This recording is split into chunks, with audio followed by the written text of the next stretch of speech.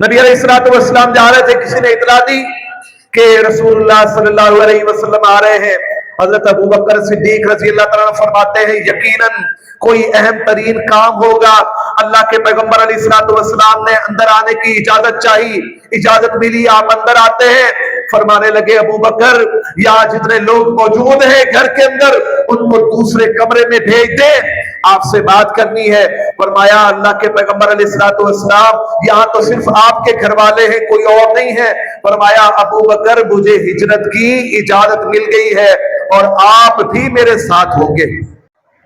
ان الحمد للہ نحمده ونستعینه ونستغفره ونعوذ باللہ من شرور انفسنا ومن سیئات اعمالنا، من يهده الله فلا مضل له ومن يضلل فلا هادي له، واشهد ان لا اله الا الله وحده لا شريك له، واشهد ان محمدا عبده ورسوله۔ يا ايها الذين امنوا اتقوا الله حق تقاته ولا تموتن الا وانتم مسلمون۔ يا ايها الناس اتقوا ربكم الذي خلقكم من نفس واحدة وخلق منها زوجها وبث منهما رجالا كثيرا ونساء، واتقوا الله الذي تساءلون به والأرحام إن الله كان عليكم رقيبا۔ يا أيها الذين آمنوا اتقوا الله وقولوا قولا سديدا يصلح لكم أعمالكم ويغفر لكم ذنوبكم، ومن يطع الله ورسوله فقد فاز فوزا عظيما۔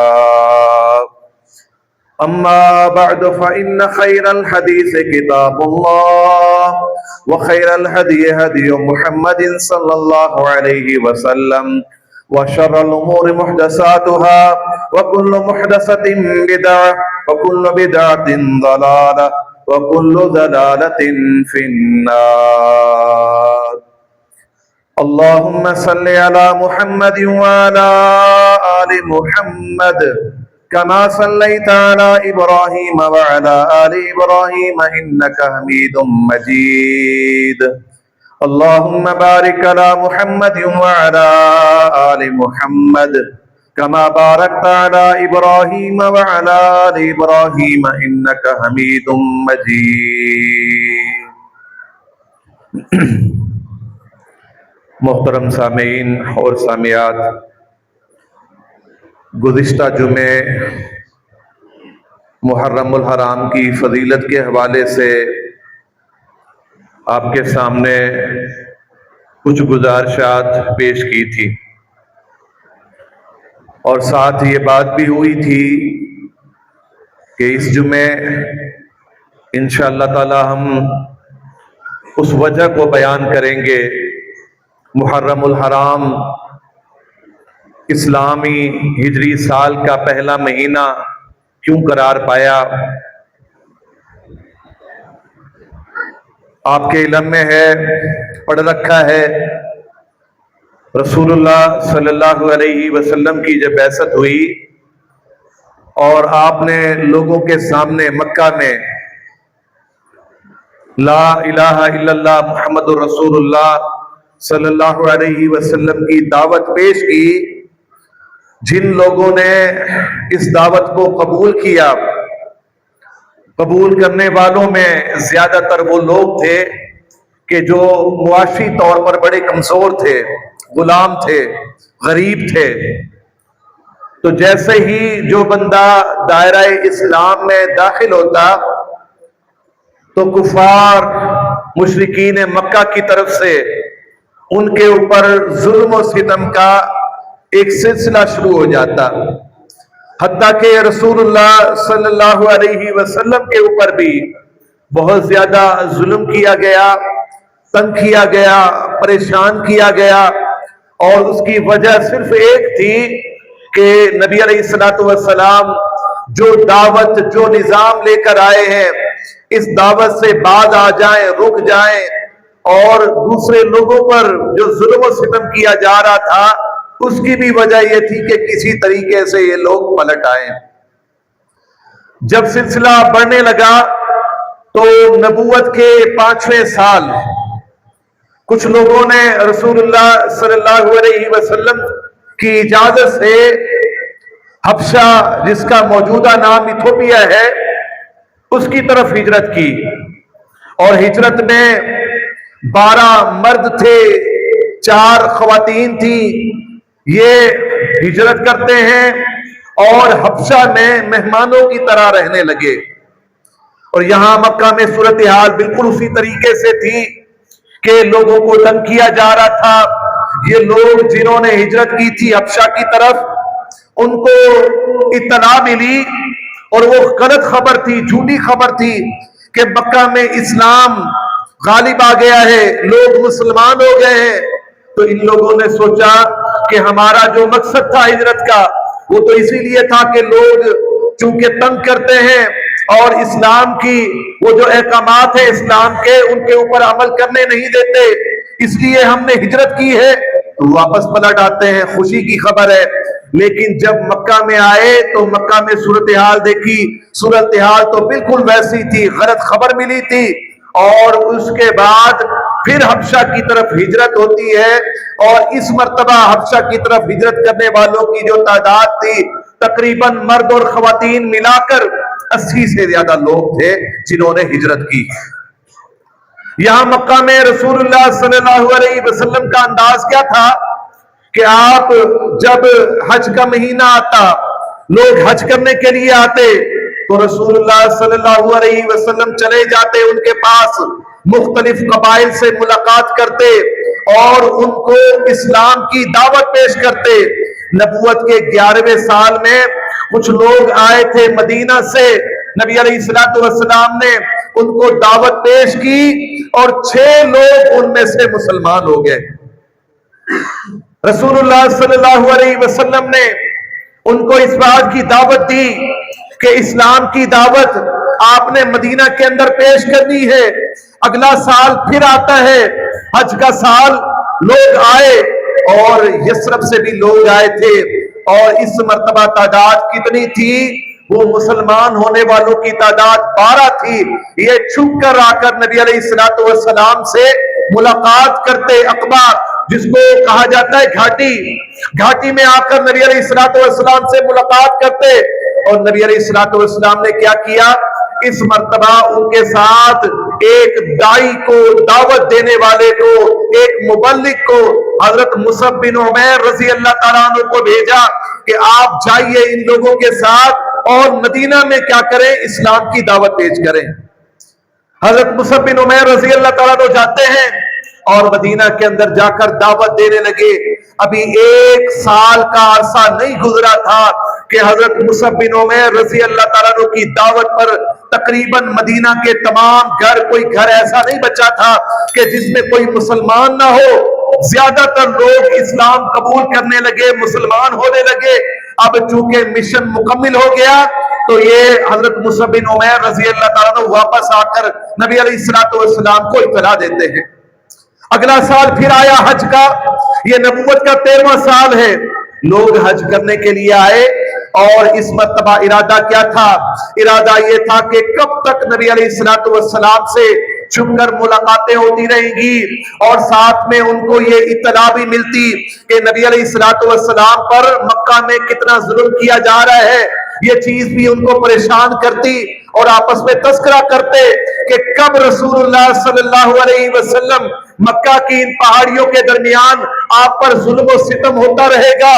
لہٰذا نبی علیہ السلام کو پیغام بھیجا کہ آپ سے ملاقات کرنی ہے۔ ایام تشریق میں آپ سے ملاقات ہوئی، اور اس ملاقات میں نبی علیہ السلام چھپ کر اپنے چچا کے ساتھ، سیدنا عباس رضی اللہ تعالیٰ عنہ کے ساتھ کہاں جاتے ہیں؟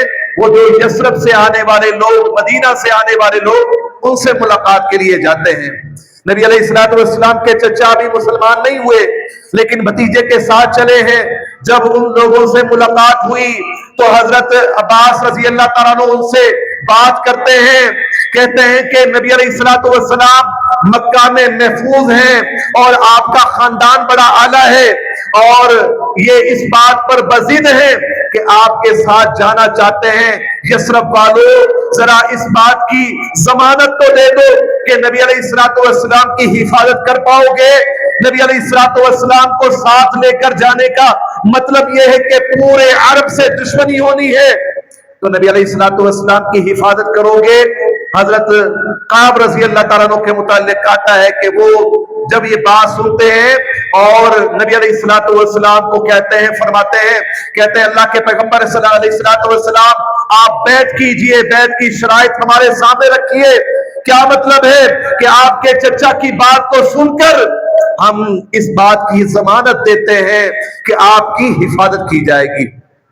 نبی علیہ الصلوۃ والسلام نے جو شرائط یا جو بیعت کی دفعات ہیں وہ جو ان کے سامنے پیش کی، وہ کیا تھی کہ ہر حال میں چاہے تم بیمار ہو، چاہے تم صحت مند ہو، کیا کرو گے؟ اللہ کے پیغمبر علیہ الصلوۃ والسلام کی حفاظت بھی کرو گے، اللہ کے دین کا کام بھی کرو گے، امر بالمعروف اور نہی عن المنکر کا فریضہ سر انجام دو گے، اللہ کے راستے میں مال خرچ کرو گے، جب تمہیں کہا جائے گا کہ نکلو اللہ کے دین کے لیے تو نکلو گے۔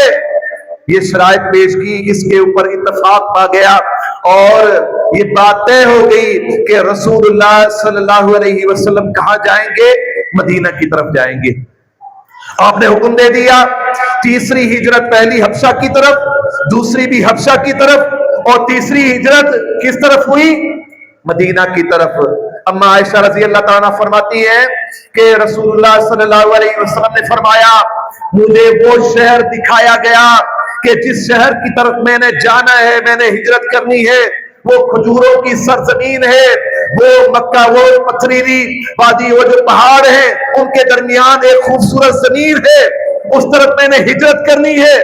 تو اللہ کے پیغمبر علیہ الصلوۃ والسلام کے حکم سے صحابہ کرام رضوان اللہ علیہم اجمعین یہ ہجرت کرنے لگے۔ اب مکہ کی صورتحال یہ ہو گئی کہ مکہ مسلمانوں سے خالی ہوتا ہوا نظر آیا، لوگ ہجرت کرنے لگے، پیچھے صرف کون رہ گئے ہیں؟ اللہ کے پیغمبر علیہ الصلوۃ والسلام حضرت ابوبکر صدیق رضی اللہ تعالیٰ عنہ آتے، آپ سے ہجرت کی اجازت طلب کرتے، نبی علیہ الصلوۃ والسلام ان کو منع کر دیتے اور فرماتے کہ امید ہے کہ مجھے بھی اجازت ملے گی اور آپ میرے ساتھ ہجرت کریں گے۔ پیچھے کون رہ گئے؟ وہ لوگ جو مالی حوالے سے، معاشی حوالے سے بڑے کمزور تھے اور کافروں نے ظلم کر کے زبردستی ان کو روکے رکھا۔ نبی علیہ الصلوۃ والسلام، اما عائشہ رضی اللہ تعالیٰ عنہ فرماتی ہیں کہ دوپہر کا وقت تھا اور عموماً اللہ کے پیغمبر علیہ الصلوۃ والسلام کی یہ سنت تھی کہ دوپہر کے وقت لوگوں کے گھروں میں نہیں جاتے تھے۔ کیوں؟ کیونکہ آرام کا وقت ہوتا ہے۔ نبی علیہ الصلوۃ والسلام جا رہے تھے، کسی نے اطلاع دی کہ رسول اللہ صلی اللہ علیہ وسلم آ رہے ہیں۔ حضرت ابوبکر صدیق رضی اللہ تعالیٰ فرماتے ہیں یقیناً کوئی اہم ترین کام ہوگا۔ اللہ کے پیغمبر علیہ الصلوۃ والسلام نے اندر آنے کی اجازت چاہی، اجازت ملی، آپ اندر آتے ہیں۔ فرمانے لگے ابوبکر یہاں جتنے لوگ موجود ہیں گھر کے اندر ان کو دوسرے کمرے میں بھیج دیں، آپ سے بات کرنی ہے۔ فرمایا اللہ کے پیغمبر علیہ الصلوۃ والسلام یہاں تو صرف آپ کے گھر والے ہیں، کوئی اور نہیں ہے۔ فرمایا ابوبکر مجھے ہجرت کی اجازت مل گئی ہے اور آپ بھی میرے ساتھ ہوں گے۔ سبحان اللہ، یہ سننے کی دیر تھی۔ حضرت ابوبکر صدیق رضی اللہ تعالیٰ عنہ، ان کی بیٹیاں حضرت اسماء رضی اللہ تعالیٰ عنہ، اما عائشہ رضی اللہ تعالیٰ عنہ ہجرت کے سفر کی تیاریاں شروع کر دیتی ہیں، ساز و سامان باندھا جا رہا ہے، اور حضرت ابوبکر صدیق رضی اللہ تعالیٰ عنہ نے 2 اونٹنیاں تیار کی تھی، کس لیے؟ کہ ان کے اوپر ہجرت ہوگی۔ نبی علیہ الصلوۃ والسلام نے وقت بتا دیا، آپ واپس آ گئے۔ رات کو اپنے گھر میں اپنے بستر پر کس کو سلایا؟ حضرت علی رضی اللہ تعالیٰ عنہ کو سلاتے ہیں اور فرمایا کہ علی پریشان نہ ہونا، تمہیں کوئی چیز نقصان نہیں پہنچائے گی۔ یہاں اللہ تبارک و تعالیٰ کا منصوبہ تھا، اللہ تبارک و تعالیٰ اپنے پیغمبر کو مکہ سے مدینہ لے جانے کا منصوبہ رکھتے تھے، اور زمین پر اللہ کے دین کے جو دشمن ہیں ان کا بھی اجلاس چل رہا تھا۔ دارالندوہ میں اجلاس ہوا تھا کہ کسی طریقے سے اس دعوت کو روکو، اور دعوت کو روکنے کے لیے नबी को कत्ल करना पड़े कत्ल कर दो, नबी को सरजमीन अरब से निकालना पड़े निकाल दो, कैद करना पड़े कैद कर दो। फैसला क्या हुआ? फैसला ये हुआ कि सारे कबाइल अपना एक बेहतरीन नौजवान देंगे कि जो नबी अलैहिस्सलातु वस्सलाम पर हमला करेंगे, नबी अलैहिस्सलातु वस्सलाम को कत्ल कर दिया जाएगा, लिहाजा नबी नहीं होगा तो दावत भी खत्म हो जाएगी। जमीन पर ये प्रोग्राम बन रहे थे और आसमान पर अल्लाह तबारक व तआला एक और प्रोग्राम बना रहे थे। यकीनन तदबीरें मंसूबे किसके कामयाब होते हैं? अल्लाह तबारक व तआला के। दुनिया के लोग कुछ भी कर ले, जमीनी हकायक कुछ और बताते हैं, ये हो जाएगा वो हो जाएगा, लेकिन जो रब के लिए खड़े हो जाए, रब के दीन के लिए निकलने का इरादा करे, उनकी हिफाजत भी कौन करता है? अल्लाह तबारक व तआला करते हैं। सुभान अल्लाह। नबी अलैहिस्सलातु वस्सलाम घर से निकले, देखा कि लोग खड़े हुए हैं। ये कौन थे? हाथों में तलवारें ली हुई है और नबी को कत्ल करना चाहते हैं, लेकिन सुभान अल्लाह, अल्लाह की मदद देखें। अल्लाह तबारक व तआला ने वो जो लोग खड़े हुए थे नबी को कत्ल करने वाले, उनके आंखों की बसारत वो छीन ली, कुछ नजर नहीं आया उनको। नबी अलैहिस्सलातु वस्सलाम हाथ में मट्टी उठाते हैं, उनके सरों पर मट्टी डालते हैं और कुरान पढ़ते हुए नबी अलैहिस्सलातु वस्सलाम वहां से निकल जाते हैं। सुबह हुई तो एक बंदा गुजरा, कहने लगा कि तुम यहाँ क्यों खड़े हो? फरमाया कि नबी सल्लल्लाहु अलैहि वसल्लम के मुतालिक फरमाने लगे कि हम उनके इंतजार में खड़े हुए हैं। फरमाया कि तुम्हें कुछ पता नहीं चला, वो नबी तो कब का चला गया और तुम्हारे सर पर मट्टी डालकर गया है। सर पर जब हाथ लगाते हैं तो देखा कि सर मट्टी से भरे हुए। अब जी बड़ा गुस्सा है, मक्का वालों को तैश में आ गए, यहाँ तलाश जारी हो गई और इधर से अबू जहल नबी अलैहिस्सलातु वस्सलाम की तलाश के लिए हजरत अबू बकर सिद्दीक के घर में जाते हैं। वहां देखा कि वहां भी मौजूद नहीं है और हजरत अस्मा रजी अल्लाह तआला से पूछा कि कहाँ है अबू बकर सिद्दीक? उन्होंने जवाब दिया नहीं मालूम। उनको थप्पड़ मारते हैं, जुल्म करते हैं और उसके बाद ऐलान हो गया कि जो नबी को गिरफ्तार करेगा, जो नबी की गर्दन लाएगा, उनके लिए इनाम है, इनाम बहुत बड़े इनाम की उन्होंने पेशकश कर दी। और नबी का अंदाज क्या है? सुभान अल्लाह, नबी कोई काम अपने अंदाज से नहीं करते, अल्लाह की तरफ से रहनुमाई मिलती है। नबी अलैहिस्सलातु वस्सलाम ने जाना था मदीना की तरफ, आपने सफर किया है यमन की तरफ और रास्ते में वो जो आप मशहूर वाकया पढ़ते हैं गारे सौर का, आप जाकर उस गार के अंदर अबू बकर सिद्दीक गार की सफाई करते हैं। नबी अलैहिस्सलातु वस्सलाम वहां पर आकर रुके और कैसा प्रोग्राम तय कर पाया है माशाअल्लाह कि हजरत अबू बकर सिद्दीक रज़ी अल्लाह तआला अन्हु के गुलाम, उनके पास ये बातें हुई थी कि दिन भर आपने क्या करना है? मक्का की खबरें जमा करनी है और रात में नबी अलैहिस्सलातु वस्सलाम को खबरें पेश करनी है। इधर एक गुलाम आमिर बिन फुहैरा वो क्या करते? बकरियां चराते और जब रात होती गारे सौर की तरफ ले जाते, नबी अलैहिस्सलातु वस्सलाम को क्या करते? दूध पेश करते। अल्लाह ने ग़िज़ा का भी इंतजाम कर लिया, अल्लाह ने खाने का भी इंतजाम कर दिया और अल्लाह ताला ने इंटेलिजेंस का भी बड़ा बेहतरीन निजाम बना दिया। मक्का में जो जो चीजें हो रही हैं नबी को मालूम हो रहा है। सुभान अल्लाह। यहां आपने मशहूर वाकया सुना होगा कि गार में 2 सुराख नजर आए, बल्कि 3 सुराख। हजरत अबू बकर सिद्दीक रज़ी अल्लाह तआला ने एक को बंद कर दिया कपड़े से और बाकी सुराखों पर क्या कर दिया कि अपने पांव वहां पर रखे ताकि कोई जानवर निकले ना, नबी को तकलीफ ना पहुंचे। और नबी अलैहिस्सलातु वस्सलाम हजरत अबू बकर सिद्दीक रज़ी अल्लाह तआला के गोद में आराम कर रहे हैं। सुभान अल्लाह, कैसा यानी आप देखें ना कि यार गार जिसको कहा जाता है, कैसा रफीक है, कैसा साथी है। और वहां पर आपको मालूम है कि वो जो जहरीले जानवर ने डस दिया और उसके बाद तकलीफ बहुत ज्यादा हुई, आंखों से आंसू बहे। नबी अलैहिस्सलातु वस्सलाम को मालूम हुआ, नबी अलैहिस्सलातु वस्सलाम अपना लुआब मुबारक उनके पांव पर लगाते हैं, उनकी तकलीफ खत्म हो गई। फिर जी सफर शुरू हुआ है हिजरत का। बड़ा मुश्किल सफर है, कठिन सफर है और यहाँ मक्का में लोग इस जुस्तजू में हैं कि नबी को तलाश करेंगे और नबी को तलाश करके वो इनाम हासिल करेंगे। सुराका बिन मालिक को वो एक जगह बैठे हुए थे, किसी ने इत्तला दी कि साहिल समंदर पर कुछ लोगों को देखा गया है जो हिजरत कर रहे हैं। तो सुराका बिन मालिक ने कहा नहीं नहीं, वो अल्लाह के पैगंबर नहीं हो सकते, वो तो फला फला लोग थे जो मैंने देखे थे। इरादा क्या था? इनमें से कोई जाए ना اور اپنی لوڈی کو حکم دیا کہ پہاڑ کے قریب جا کر میری اونٹنی یا میرا گھوڑا جو ہے وہ تیار کرو. وہ تیار ہوتا ہے, جا کر پیچھا کیا اور پیچھا کرتے ہی کہاں نبی علیہ السلام کے اتنے قریب پہنچ گئے کہ نبی علیہ السلام قرآن کی تلاوت کر رہے تھے, یہ الفاظ ان کو سنائی دیے. اچانک گھوڑا دھنستا ہے زمین میں, گر پڑے, دوبارہ کوشش کی, فال کے تیر نکال کر اس سے فال نکالا, جواب نامے ملا, دوبارہ کوشش کی, دوبارہ یہی معاملہ ہوا, سمجھ گئے کہ حملہ نہیں ہو سکتا. اللہ کے پیغمبر علیہ السلام ہم سے فرماتے ہیں کہ میرا کوئی برائی کا ارادہ نہیں ہے, میرے لیے امان لکھ دیجئے. نبی علیہ السلام نے حضرت ابوبکر صدیق رضی اللہ تعالیٰ عنہ کے غلام سے کہا تھا کہ امان لکھ دو, اور ساتھ میں یہ فرمایا کہ ہماری طرف کسی کو آنے نہیں دینا. یہ سفر اس طرح چل رہا ہے, اور انداز کیا ہے کہ حضرت ابوبکر صدیق رضی اللہ تعالیٰ عنہ اونٹنی پر سوار ہیں, آپ کے ساتھ اللہ کے پیغمبر علیہ السلام بھی سوار ہیں. لوگ زیادہ تر ابوبکر صدیق کو جانتے تھے, نبی علیہ السلام کو نہیں جانتے تھے. راستے میں آ کر سوال کرتے کہ ابوبکر یہ آپ کے ساتھ کون نوجوان ہے آپ کے ساتھ سوار ہے؟ فرماتے کہ یہ راستے میں میری رہنمائی کرنے والے ہیں. لوگ سمجھتے کہ شاید راستے کا بتانے والے ہیں, لیکن حقیقی مقصد کیا ہوتا کہ یہی تو وہ شخصیت ہے کہ جس نے ہمیں کفر سے نکال کر اسلام کی طرف رہنمائی کی ہے, اللہ کی طرف رہنمائی ملی ہے, اور جنت کی طرف رہنمائی کرنے والے ہیں. اسی طرح سفر رہتا ہے, بڑا کٹھن سفر ہے. اور یہاں کیا ہو رہا ہے, مدینہ میں نبی علیہ السلام کا انتظار ہو رہا ہے.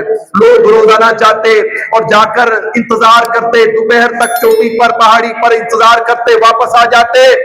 نبی علیہ السلام ام معبد کے گھر پر جاتے ہیں, جو راستے میں کیا کرتی تھی, خاتون تھی جو جتنے مسافر آتے ان کی خدمت کیا کرتی تھی. نبی علیہ السلام وہاں بھی گئے, اور وہاں بھی نبی علیہ السلام کے معجزات کو اس عورت نے, خاتون نے دیکھا. نبی علیہ السلام سفر کرتے ہیں, راستے میں ایک صحابی سے ملاقات ہو گئی.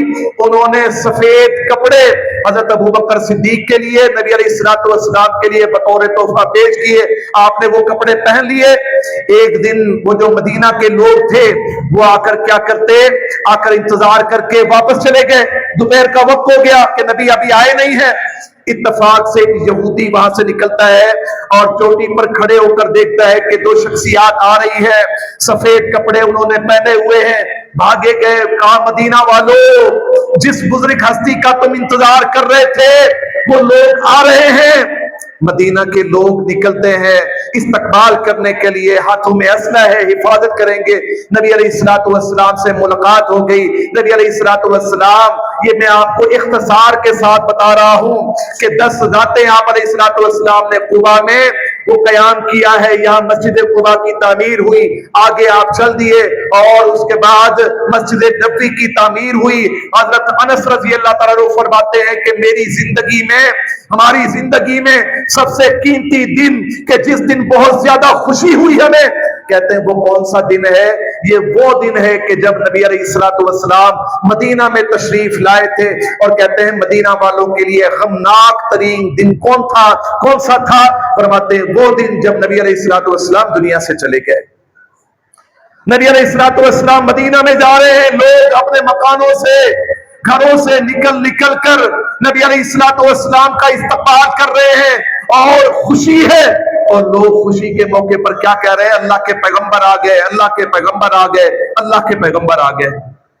اس طرح یہ ہجرت کا واقعہ یہ مکمل ہوا. نبی علیہ السلام مدینہ کے اندر آئے, اور پھر اس ایک واقعے کی وجہ سے اللہ تبارک و تعالیٰ نے اسلام کو بہت زیادہ طاقت دی, بہت زیادہ قوت ملی, ریاست مرز وجود میں آئی.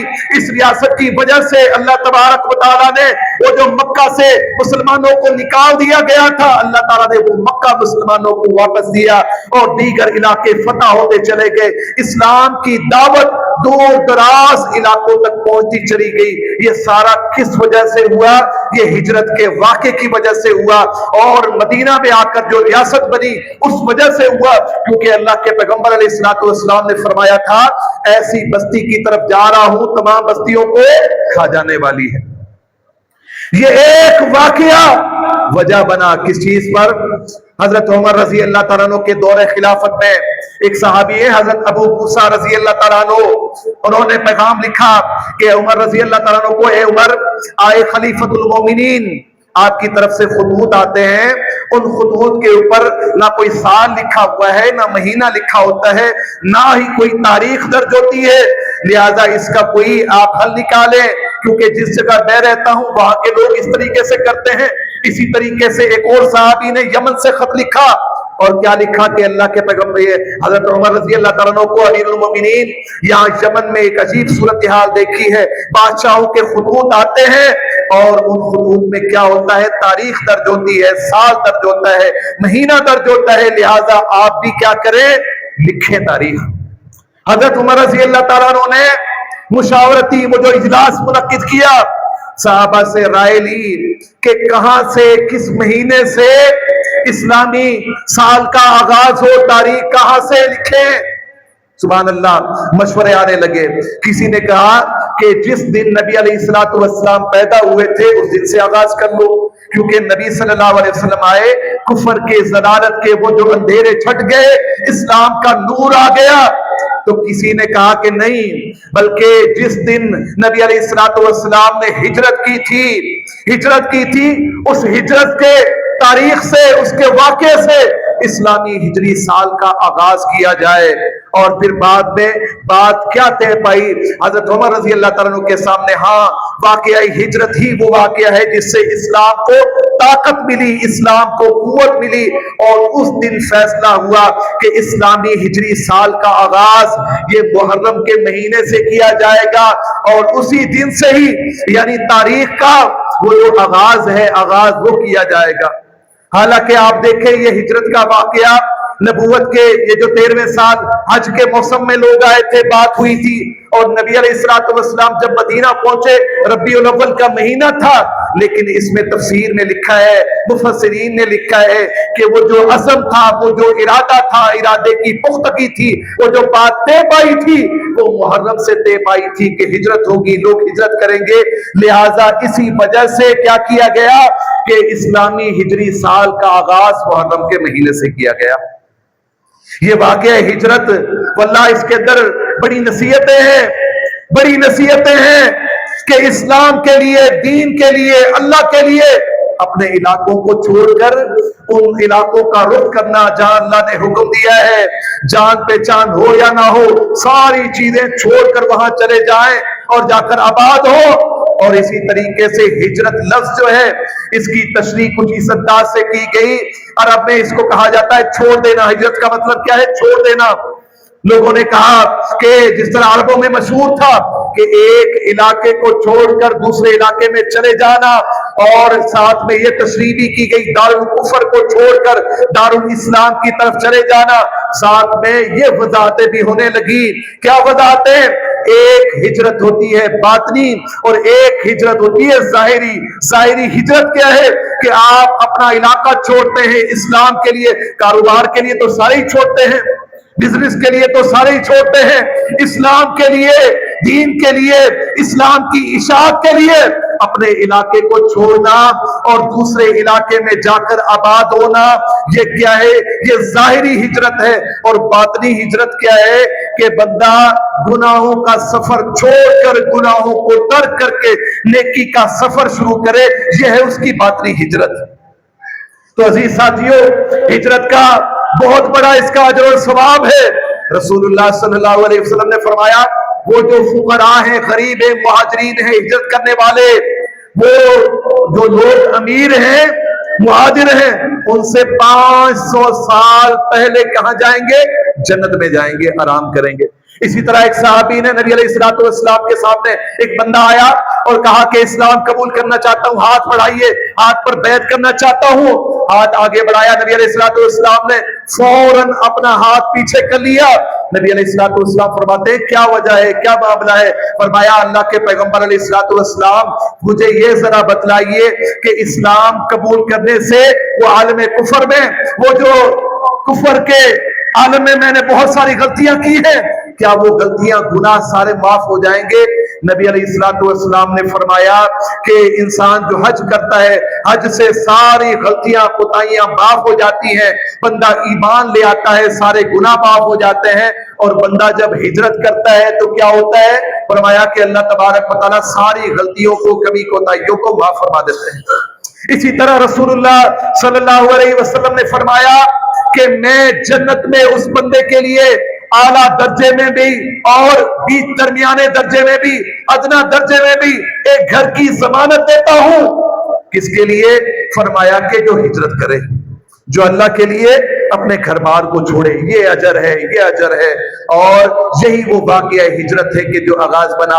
اللہ تبارک و تعالیٰ سے دعا ہے کہ اللہ تبارک و تعالیٰ وہ ہجرت ہمیں بھی نصیب فرمائے، ایسی ہجرت کہ ہم گناہوں کو چھوڑ کے ہم نیکی والے بن جائیں، ایسی ہجرت اگر دین مجھ سے تقاضا کرے اپنا گھر چھوڑو، گھر چھوڑنے کے لیے تیار ہو جائیں، اور اگر اپنا کاروبار ترک کرنا پڑے دین کے لیے تو اس کے لیے بھی تیار ہو جائیں، اور جان کی قربانی دینی پڑے اس کے لیے بھی تیار ہو جائیں۔ اور ساتھ میں آخری بات یہاں عرض کرتا چلوں، یہ اسلامی ہجری سال ہے، اسلامی ہجری سال، یہ تو پہلے دنیا آپ دیکھ لیں کہ عیسوی سال ہے، تاریخیں طے ہوتی ہیں، 50 سال آگے کی بات کی جاتی ہے، یہ ایسے ہوگا ایسے ہوگا، لیکن یہ سارا نظام اللہ تبارک و تعالیٰ نے کس پر مشتمل کیا ہے؟ چاند پر۔ چاند نکلتا ہے، مہینے کا آغاز ہو جاتا ہے، اور اس کے بعد کبھی 29 دن کبھی 30 دن، تو لہٰذا ہمیں چاہیے کہ ہم بھی اپنے معاملات میں، حکومتوں کو بھی چاہیے کہ اپنے وہ جو رجسٹر میں اپنے اداروں میں اسلامی وہ جو سال ہے، ہجری سال ہے، اسلامی تاریخ ہے، اس کو لکھنے کی عادت بھی ڈالیں، اور بچوں کو بھی یاد کروائیں، خود بھی یاد کریں، کیونکہ اسلام کے احکامات پر اسی پر ہیں۔ اسلام کے احکامات، آج 10 محرم ہے، 9 محرم، 10 محرم کا روزہ، یوم عرفہ کا روزہ، اسی طریقے سے رمضان کے مہینے کا تعلق بھی چاند کے ساتھ ہے، ایام بیز، فرمایا کہ چاند کی 13، 14، 15 تاریخ کو روزہ رکھنا، اس کا تعلق بھی کس کے ساتھ ہے؟ چاند کے ساتھ ہے۔ تو لہذا ہمیں یہ یاد رکھنا چاہیے۔ اللہ عمل کی توفیق سے نوازے۔ وما علینا الا البلاغ۔